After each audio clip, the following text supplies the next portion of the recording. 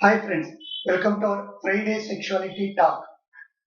ತುಂಬಾ ಪೇಷಂಟ್ಸ್ ಮತ್ತೆ ಒಂದು ಕಮೆಂಟ್ ಸೆಕ್ಷನ್ ಅಲ್ಲಿ ಹೈಡ್ರೋಸಿಲ್ ಬಗ್ಗೆ ಒಂದು ಡೌಟ್ ಅನ್ನ ಕೇಳ್ತಾರೆ. ಇವತ್ತಿನ ವಿಡಿಯೋದಲ್ಲಿ ಹೈಡ್ರೋಸಿಲ್ ಅಂದ್ರೆ ಏನು, ಅದೇನಾದ್ರು ಪ್ರಾಬ್ಲಮ್ ಆಗತ್ತಾ, ಅದನ್ನ ಯಾವ ರೀತಿ ಮ್ಯಾನೇಜ್ ಮಾಡಬೇಕು, ಅದ್ರ ಬಗ್ಗೆ ಒಂದು ಬ್ರೀಫ್ ಆಗಿ ಹೇಳ್ತೀನಿ. ನಮ್ಮ ವಿಡಿಯೋದಲ್ಲಿ ಸೆಕ್ಷುಯಾಲಿಟಿ ಕೌನ್ಸಿಲಿಂಗ್ ಮತ್ತೆ ಟ್ರೀಟ್ಮೆಂಟ್ ಬಗ್ಗೆ ಇರುತ್ತೆ, ಇನ್ಫರ್ಟಿಲಿಟಿ ಕೌನ್ಸಿಲಿಂಗ್ ಬಗ್ಗೆ ಇರುತ್ತೆ, ಜೊತೆಗೆ ವೆಜೇನ ಮತ್ತೆ ಪೆನಿಸ್ ಅಲ್ಲಿ ಆಗುವಂತ ಇನ್ಫೆಕ್ಷನ್ ಬಗ್ಗೆ ಮಾಹಿತಿ ಇರುತ್ತೆ. ನಮ್ಮ ವಿಡಿಯೋನ ನೋಡಿ ಲೈಕ್ ಮಾಡಿ ಮತ್ತೆ ಶೇರ್ ಮಾಡಿ.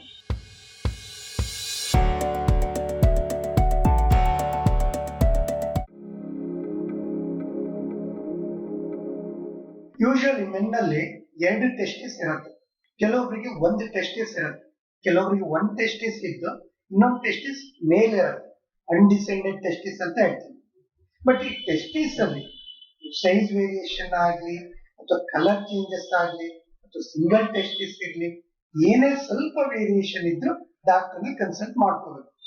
ಈಗ ಹೈಡ್ರೋಸಿಲ್ ಬಂದ್ರೆ ಈ ನಮ್ಮ ಟೆಸ್ಟಿಸ್ ಏನಿದೆ ಅದೊಂದು ವೃಷಣದ ಚೀಲ ಅಥವಾ ಸ್ಕ್ರೋಟಮ್ ಅಂತ ಏನ್ ಹೇಳ್ತೀವಿ ಅದರಲ್ಲಿ ಇರುತ್ತೆ. ಆ ಟೆಸ್ಟಿಸ್ ಮತ್ತೆ ಸ್ಕ್ರೋಟಮ್ ನಡುವೆ ಗ್ಯಾಪ್ ಅಲ್ಲಿ ಸಣ್ಣದಾಗಿ ಫ್ಲೂಯಿಡ್ ಒಂದು ನೀರ್ ತರ ತುಂಬಿಕೊಳ್ಳುತ್ತೆ, ಅದನ್ನ ನಾವು ಹೈಡ್ರೋಸಿಲ್ ಅಂತ ಹೇಳ್ತೀವಿ. ಬಟ್ ಇದು ಮಕ್ಕಳಲ್ಲಿ ಯೂಶಲಿ ಕಾಮನ್ ಆಗಿರುತ್ತೆ. 1 ಇಯರ್ ಅಥವಾ 2 ಇಯರ್ಸ್ ಆದ್ಮೇಲೆ ಆಟೋಮೆಟಿಕಲಿ ಅದೇ ಡ್ರೈ ಆಗತ್ತೆ. ಬಟ್ ಅಡಲ್ಟ್ಸ್ ಅಲ್ಲಿ ಕೆಲವೊಬ್ಬರಲ್ಲಿ ಸಣ್ಣದಾಗಿ ಫ್ಲೂಯಿಡ್ ಅಕ್ಯುಮುಲೇಷನ್ ಇರುತ್ತೆ. ಆದ್ರೆ ಈ ಫ್ಲೂಯಿಡ್ ಅಕ್ಯುಮುಲೇಷನ್ ಜಾಸ್ತಿ ಆಗ್ತಾ ಹೋದ್ರೆ, ಅಂದ್ರೆ ಟೆಸ್ಟಿಸ್ ದಪ್ಪ ಆಗ್ತಾ ಹೋದ್ರೆ, ಈಗ ಒಂದೇ ಟೆಸ್ಟಿಸ್ ನಾರ್ಮಲ್ ಇತ್ತು ಇನ್ನೊಂದು ಟೆಸ್ಟಿಸ್ ದೊಡ್ಡದಾಗ್ತಾ ಹೋಯ್ತು, ಆ ತರ ಆದಾಗ ಡಾಕ್ಟರ್ನ ಕನ್ಸಲ್ಟ್ ಮಾಡಬೇಕು.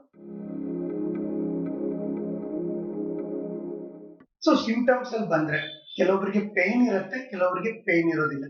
ಸೊ ಯಾವ ರೀತಿ ಎಕ್ಸಾಮಿನೇಷನ್ ಮಾಡ್ಕೋಬೇಕು, ಏನಿಲ್ಲ, ಟೆಸ್ಟಿಸ್ ಅನ್ನ ಇಟ್ಕೊಂಡಾಗ ಕೆಳಗಡೆ ಒಂದು ಫೀಲ್ ಮಾಡಿದಾಗ ಅಲ್ಲೂ ಸಣ್ಣ ಫ್ಲೂಯಿಡ್ ಕಲೆಕ್ಷನ್ ತರ ಫೀಲ್ ಆಗುತ್ತೆ, ಒಂದು ಸಾಫ್ಟ್ ಇರುತ್ತೆ. ಮತ್ತೆ ಡೇ ಬೈ ಡೇ ಅದು ದೊಡ್ಡದಾಗ್ತಾ ಹೋಗುತ್ತೆ ಟೆಸ್ಟಿಸ್ ಸೈಜ್.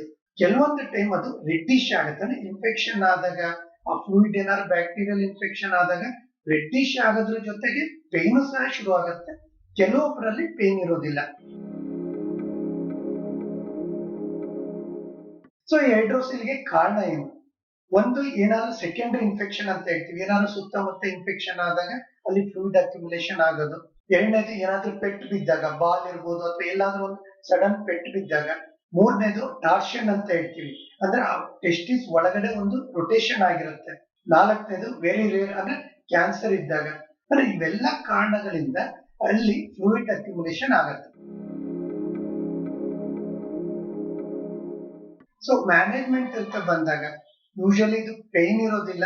ಕೆಲವೊಬ್ಬರಿಗೆ ಫ್ಲೂಯಿಡ್ ಅಕ್ಯುಮುಲೇಷನ್ ಕಡಿಮೆ ಇದ್ದಾಗ ಯಾವುದೇ ಟ್ರೀಟ್ಮೆಂಟ್ ಅಗತ್ಯ ಇರಲ್ಲ.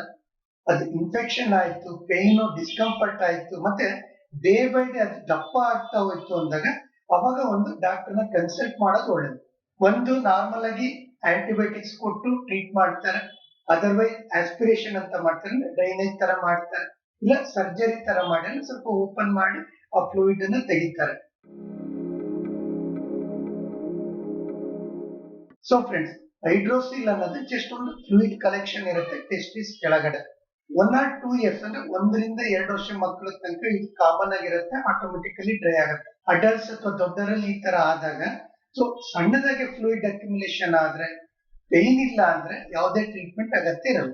ಫ್ಲೂಯಿಡ್ ಅಕ್ಯುಮುಲೇಷನ್ ಜಾಸ್ತಿ ಆಯ್ತು, ಟೆಸ್ಟಿಸ್ ಸೈಜ್ ಜಾಸ್ತಿ ಆಗ್ತಾ ಹೋಯ್ತು, ಪೇನ್ ಮತ್ತೆ ರೆಡ್ನೆಸ್ ಆಯ್ತು, ಆ ಮೂಮೆಂಟ್ ಅಲ್ಲಿ ಡಾಕ್ಟರ್ನ ಕನ್ಸಲ್ಟ್ ಮಾಡೋದು ಒಳ್ಳೇದು.